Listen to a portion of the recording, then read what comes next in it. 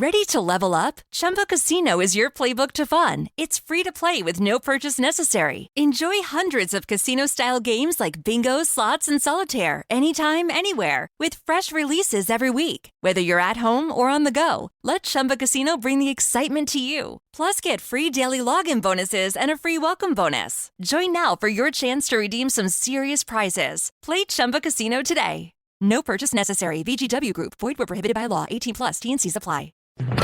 Good morning, Vietnam, or wherever you are, or whatever time of the day it is. I really don't care that much. I've spent the weekend in Chessington. Anyway, my name is David Quantick, and I am one of the many merry co-hosts of the Old Fools podcast.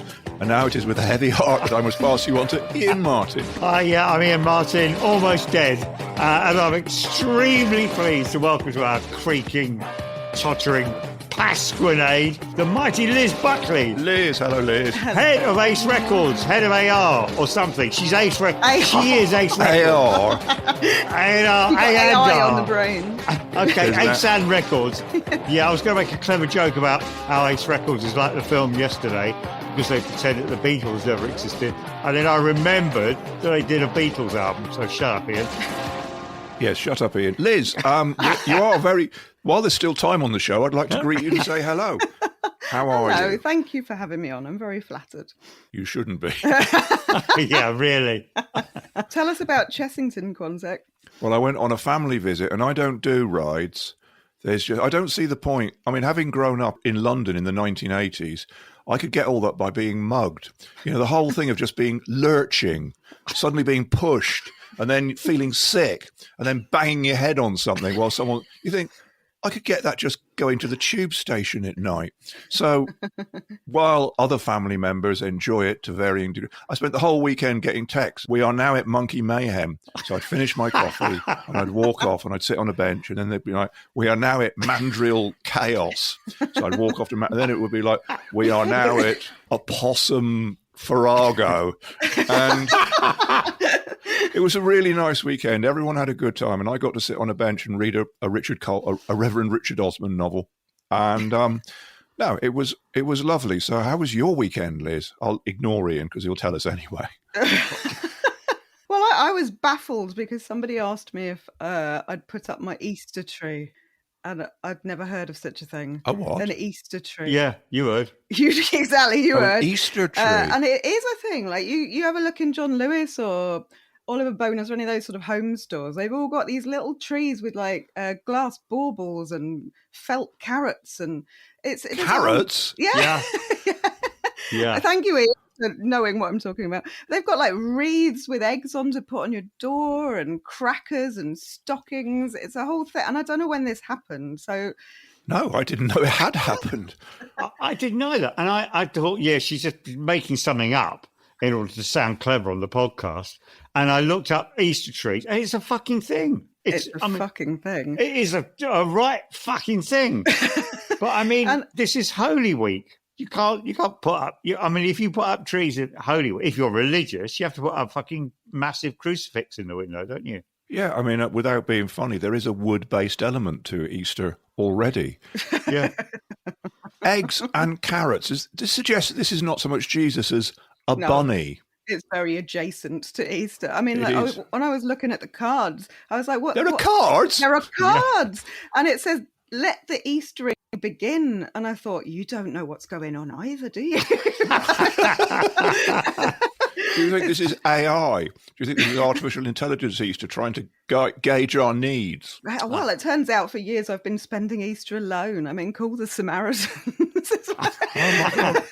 Is Easter now a big holiday and we're going to have crappy rom-coms where Americans all meet up for Easter? At least if, like, it's Christmas, you can buy someone a record. But, like, what are you meant to do now? Like, your toy sheep and all this sort of stuff. It's mad. You could buy Roll Away the Stone by Mott the Hoople, Roll Away the Stone by Leon Russell. That's all the Roll Away the Stones I know of. Brilliant. I mean, you are Ace Records. All the young dudes. Feel a compilation coming on. All the young dudes.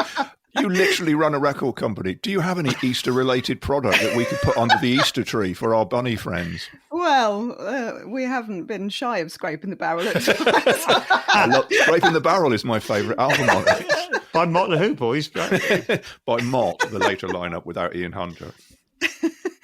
Yeah, maybe we should. We've got a Valentine's one, so, you know. Oh, my God, you've gone there. We have a blues Christmas one, so yeah, maybe just like 24 songs about rabbits. 24 songs about rabbits by the Jesus and Mary chain. Out now. Very good. I mean, Christmas, only everyone can get on board with Christmas, almost everybody. Anyway, I mean, the stories, if you forget about the slaughter of the innocents, the story we can all get behind. But a baby, it's birth of hope and whatever. But fucking Holy Week, it's just from start to finish. It's bloody, someone's getting tortured to death, then they disappear, weirdly, then they come back to life. How is that represented by fucking felt carrots? When did, I mean, someone must know, when did the rabbit become, because I understand the lamb makes sense to me. I understand various Easter things, but rabbits, when did somebody say, you know what, forget all this resurrection stuff, rabbits are Easter? America. Blame America. Oh, okay. It's always fucking America. Yeah, let's have a rabbit. What do you mean, rabbit? Shut up. We'll sell 1 million fucking Easter bunny things. Yeah, one of the cards had like bunny ears on it, but it was geometric shapes, so they looked like coffins. Well, that's obviously where the rabbits come out of. They come out of the coffin ears, resurrected. Lapin Lazarus. There you go. The Lapine Lazarus. It does segue, interestingly, Liz's fascinating segment, into my segment, which is anniversaries, because one thing that keeps me alive, literally, financially, is the passage of time. And this week, I excelled myself by writing on a website about the 50th anniversary of Venus and Mars by Wings, because one of my major sources of income is re-reviewing records that I've already reviewed when I was a child. But also, in the plug, Daily Telegraph, I wrote an article about the 50th anniversary of Monty Python and the Holy Grail. So, at my age, I just live on, and I decided to look up some other anniversaries in a kind of radio. I decided to look up some other anniversaries, which you may find entertaining. It's the 400th anniversary of the accession of Charles I, which, as we all know, was a waste of public money, since they cut his head off and it led to the Puritans. Similarly, it's 50 years since Margaret Thatcher was elected leader of the Conservative Party, thereby activating Ben Elton from his teenage stupor.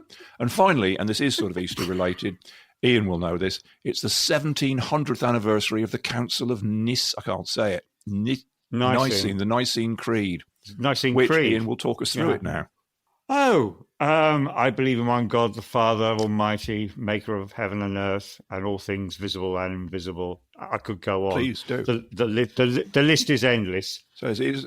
Yeah, great. So you wrote in the Telegraph about the Nicene Creed. What a banger. Oh, it was great. I just said, like, you know what's woke these days? Everything. Anyway, the Nicene Creed. But it was lots, all I read about on Wikipedia was there was quite a lot of expulsion. A lot of people who had different opinions were out in the wilderness, having hoped to pitch. Basically, it was a massive pitch meeting. Everyone's going, yeah, the Holy Trinity is actually just one. Yeah, the Manichaean heresy, yeah, it's slightly different. In the end, no, we're going with this.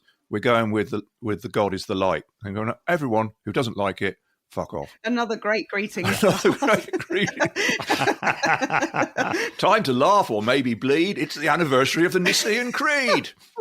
Brilliant. So you were talking about AI just a minute ago, weren't you, David? Well, kind of. We all know what happened last week, don't we, with regard to AI and authors? Yes. Meta has been caught buying up millions of illegally scraped books for its large learning machines. And the corporate reaction so far seems to be, oh, sorry, fuck you, ha ha. And I get the sense of hopelessness. Everyone on social media is going, yeah, but what can you do? It's just you against Meta. Well, fuck that, frankly. I can do the following, right? You can refuse to take any gig in which AI will be used as a writing tool, amplify the work of writers, authors, unions, blah, blah, blah, class action against Meta, blah, blah, blah, continue to mock AI's piss poor fucking attempts at creative writing. But, and here's the thing, as our Americans say, it would be remiss of me not to mention the hurt I felt when checking my published works on the list that the Atlantic published. Yeah, these 2 books are on, but the others aren't. What you think? Some of my work isn't fucking fit to be harvested for Zuckerberg's wood chipper. I just imagine like these sort of robots, which in my head have got robot hands, and they're flicking through books, and they're in the second, and they come to like Ian Martin's 29 funny things about Theresa May. They're going, not worth it, but it is a book. We must scan all books. This isn't a fucking book. It's a war crime. Fair enough. Oh, look, J.K. Rowling. Let's get busy. Which ones are on the list, Ian? And which ones aren't? Yeah, who cares? I mean, the two half good ones are, the shit ones aren't. That's not the point. I mean, I think what would surprise me was how offended I was that the ones that are not on the list weren't on the list, as Oscar Wilde might famously say, as if he were alive. There's only one today. thing worse than being scraped by an AI collecting machine, and that is not being scraped by an AI collecting machine. Perfect. Exactly what I was going to say, but much more slowly, so thanks. It's the new Napster. What are Metallica doing about it? Yeah, That's usually my go-to question. What would Metallica do? What would Metallica do? They would go into therapy because that's their go-to. Yeah, group therapy. It's always depressing with bands. They always start off, like angry, wanting to destroy everything. And then they're all just sat in a room going, my stepfather never liked me. And neither do we. Say what you like about Iron Maiden. They don't see a therapist. They're a proper British band who repress their traumas. Oh, God. Well, I wonder what they're going to get from Ian's books. They're going to have a computer calling people a cunt weasel. It's probably just like, Whoa, hang on a fucking moment. Cunt weasel? I would never use the word cunt weasel because it doesn't make any fucking sense, Liz. Fucking Buckley. It's the same with wank puffin and what's it? Cockwomble. Cockwomble, yeah. It doesn't make it has no internal logic. But I do think Liz is right. I love the idea of the scraping robot going like, blah, blah, blah. The Houses of Parliament is a cesspit where millions come and cunt weasel. Does not compute. J.K. Rowling. Harry Potter waited by the window and Al was tapping at the... This is more like it. Quite like your robot It's good, impersonation. isn't it? It's got more soul than my real voice. The little dance. Cheeky little dance. Robot dance. Yeah, so I was very proud of my hometown of Hastings this week because there was an incident on the seafront. Basically, somebody, for whatever reason unknown, had accumulated a vast amount of illegal chemicals. And nobody really knows. It wasn't for making a bomb. It wasn't for getting high. They just seem to have collected them. So naturally, they called in the bomb squad, not the rap producers responsible for the work of Public Enemy. That would be foolish. Stupid. But the actual bomb squad. And what's great is there's a picture. There was much criticism in, local Facebook groups where you go on and you say, I had a sandwich. And some go, sandwiches were better in the old days. Sandwiches are woke now. Oh, did you have a sandwich? You must be so much richer than us for 5 pages. Today's occasion with complaint, there's a picture of the bomb squad at their work, doing bomb squad things. And they've got a machine. Specifically, you'll know this, Liz, the Harris T7 bomb disposal detector. Right. It's a standard piece of equipment. And on top of it, in the photo, is a McDonald's breakfast with 2 coffees in one of them little carrying things. And this is sent to Hastings Facebook groups. It's just like, how dare they? They're supposed to be working on our tax money, having breakfast, happy meals. And it's like, I admire that they've put their breakfast on the bomb disposal unit, on the device, the robot. So it'll go tootling in. It's got a certain casualness. Oh, is there any potassium in here? Oh, I'm covered in hot coffee. Oh, gosh, there's an egg McMuffin. So I just wanted to say that I was very proud to be British. And as a tribute to Liz, I guess I won't even read out the shit puns that I'd written out earlier about this. So you're all very... Why can't I have them? You want? All right, you want the... Just we've already... We've had enough. He's here we go. I'll enough with his fucking Mrs. Doubtfire as robot impersonation. Okay, here we go. Since Liz has asked, here are my puns. Danger, unexploded burger. That was crap. £1/4 shell with cheese. It's better. Do you want mines with that? The McBomb Squad. And of course, you order this food from Just Run. McBomb Squad. Look, have you heard? Maybe we do need AI.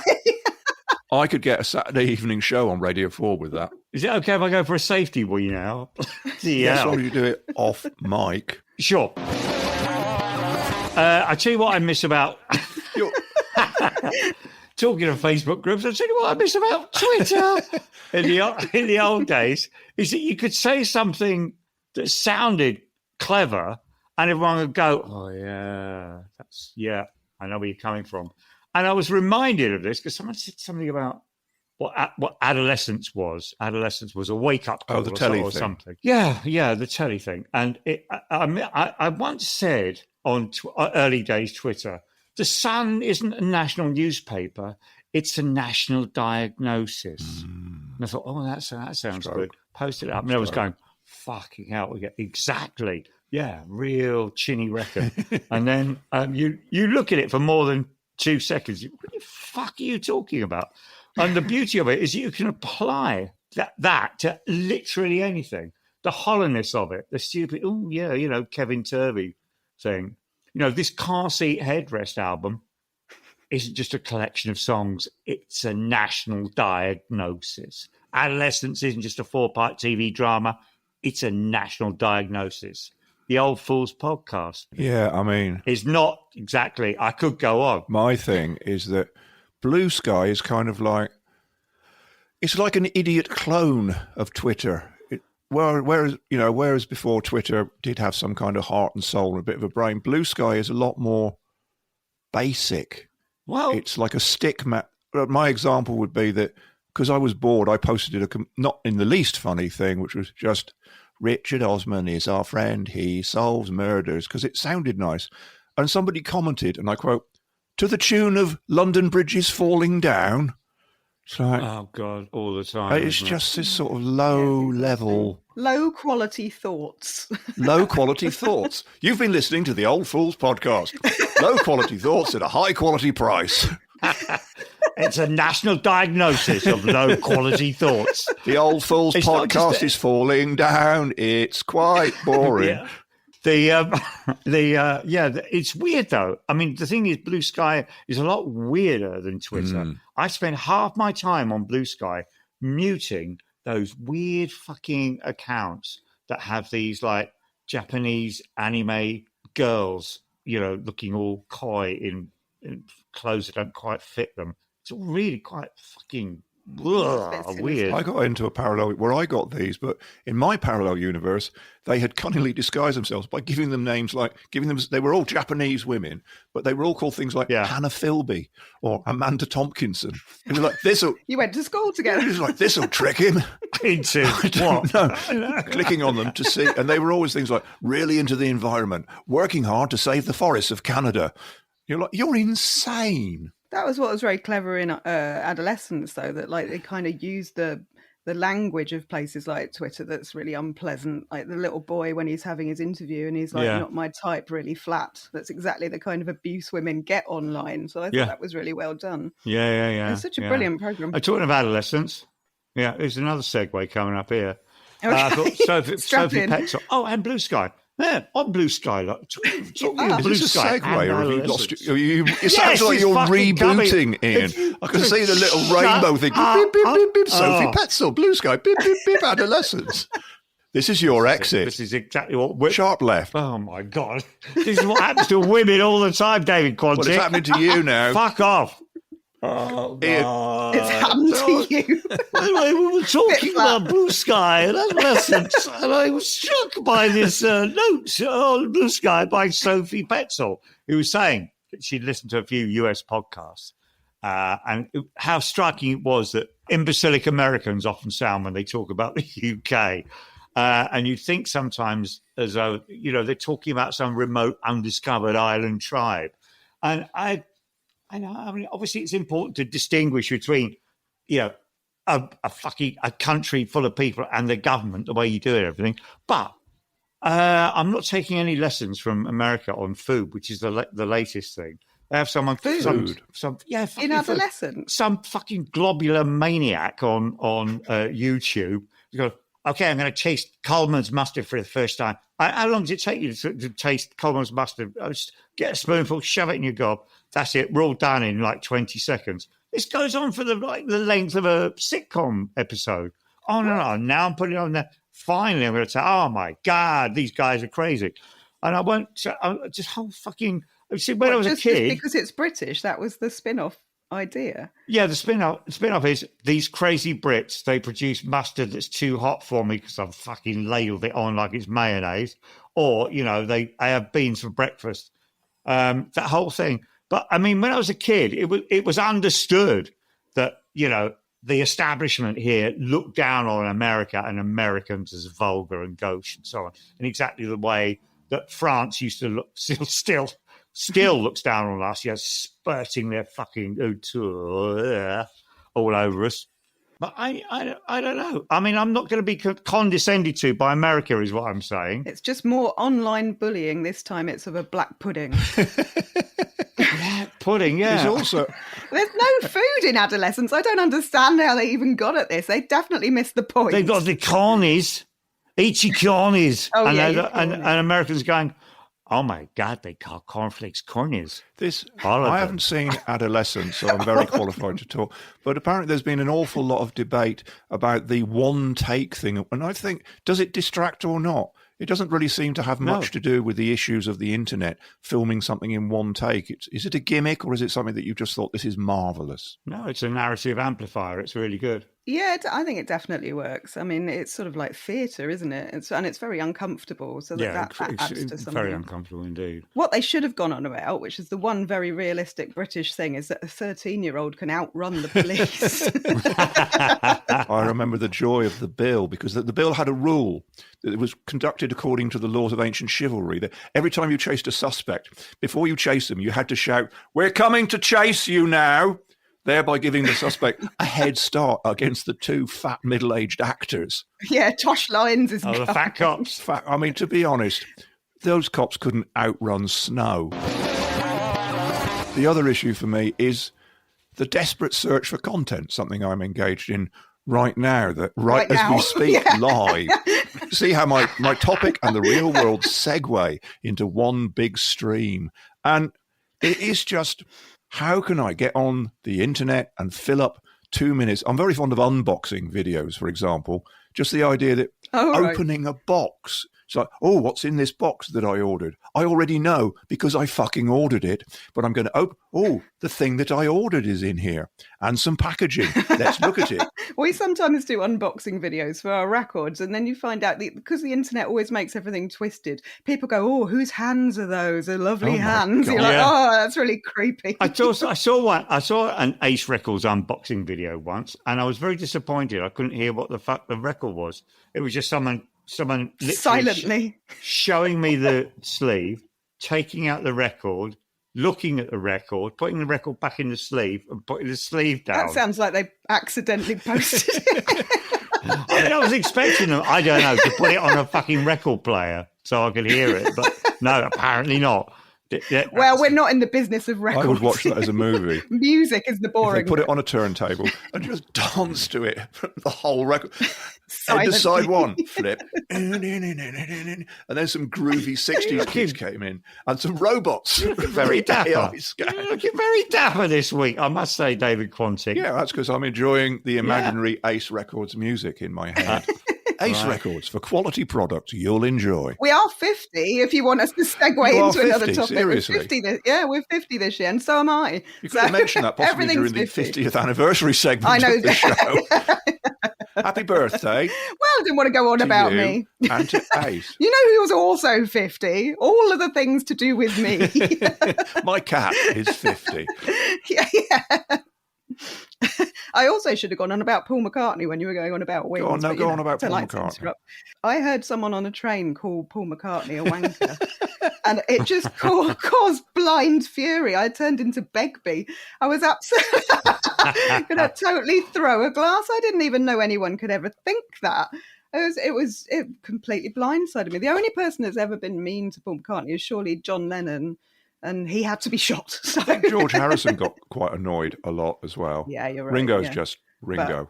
I was very upset about that. You're quite right too. Paul McCartney he's got lovely manners. Don't pick on him. He's got exceptional manners. He's possibly a slight annoyance on the streets of London. You can't go 10 feet without seeing Paul McCartney walking about doing man of the people things. Being polite. Yeah, he's just the most wonderful of the Beatles. Tonight on the Old Fools, Ian doesn't get a word in. Ian, try and say something about Paul McCartney that doesn't involve abuse. Ian doesn't like He's wings. a wanker. It was Ian all along. No, I mean it's easy to say. Oh, no, he's always been lovely, but that's not in the 60s. We all thought he was a bit of a wanker. Not all of us, but I mean, some of us thought he was a bit of a wanker and we thought, oh, John Lennon, people's poet, oh, he's so funny and everything. But then when you get to 72, you think, actually, you know what?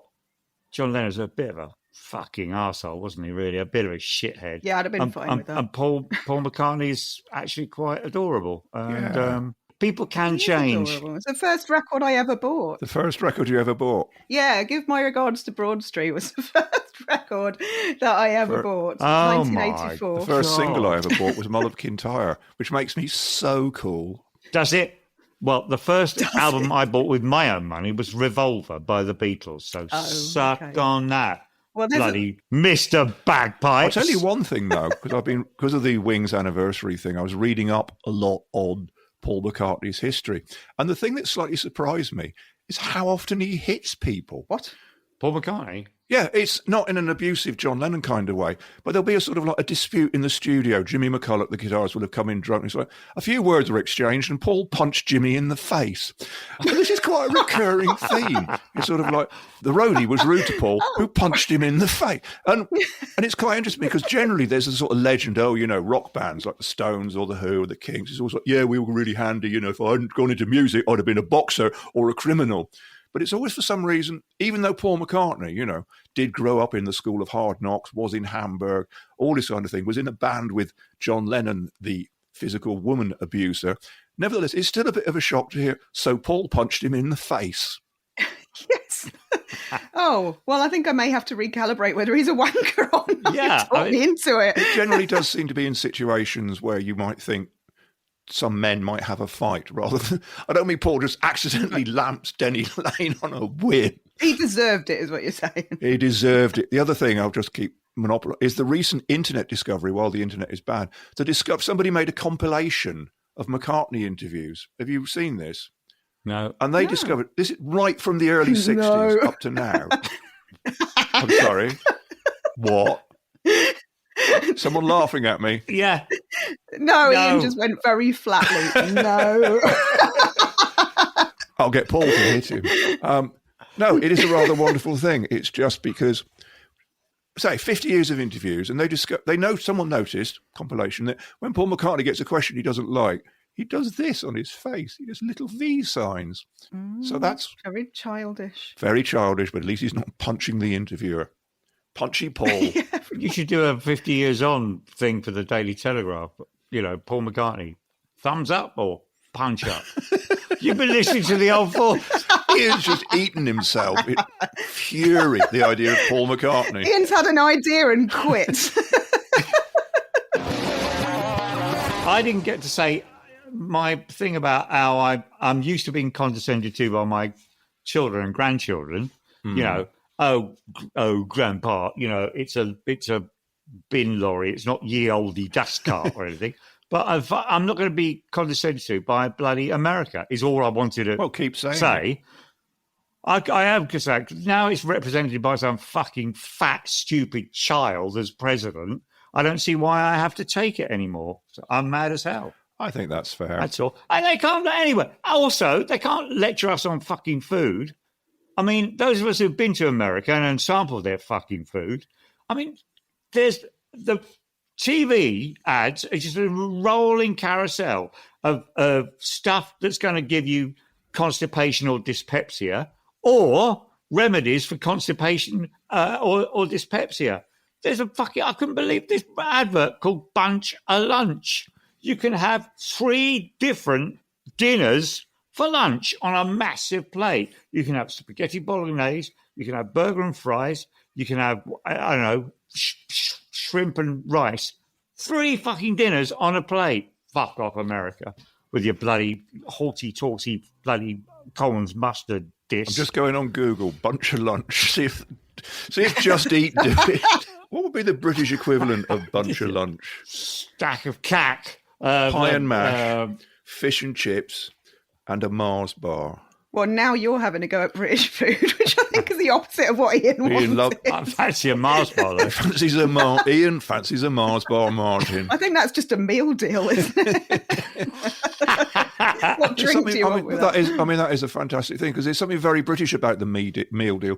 A meagre repast for £3.50. You can choose 3 small things: a small packet of crisps that's half full, a small bar that's not fun size or king size, and an anemic sandwich. This will be your lunch. You may eat it at your desk. It is really tragic, isn't it? Especially as it's all builders' treats. Builders' treats. Builders' treats. I shudder to think what that means. What's builders' treat? Gary. Go build me line. Is she right up my fucking Suddenly I imagine street? What's going a on? knock at the door, I open it. There are 2 men naked to the waist, and they're going, "Oh, we've come for our builders' treats." Behind them a robot. "We've come to scrape your builder's treats for AI." Oh, God, the hands. These half-naked builders, you sound like John Inman. I don't know what I'm talking about anymore. I've got the builder's treats. Delicious builders. We got your Mars bar, we got your Twix, we got your Lucasade, we got your Lilt. Builder's treat. Halloween. Come and get your builder's treat instead of trick or treat. Yeah, builder's treat. Dear sir, today I listened to your podcast, The Old Fools. It was just some stupid old men giggling and saying builder's treats for half a fucking hour. I miss Emily Maitlis for this. No, she is a builder's treat. You've been listening to the Old Fools podcast with me, David Quantick. And me, Ian Martin, with the homily for today. Yeah, I'll just say, and thank you very much, Liz Buckley, for joining us. You have been a fine co-host. I'm sorry. You've been in hell and survived. Yeah, thank you and sorry. I hope I haven't broken your podcast. Thank you. It wasn't you, I'll just say that much. You're not even saying words now. It's just like some eagles being transported by ferry. Giddy Goat.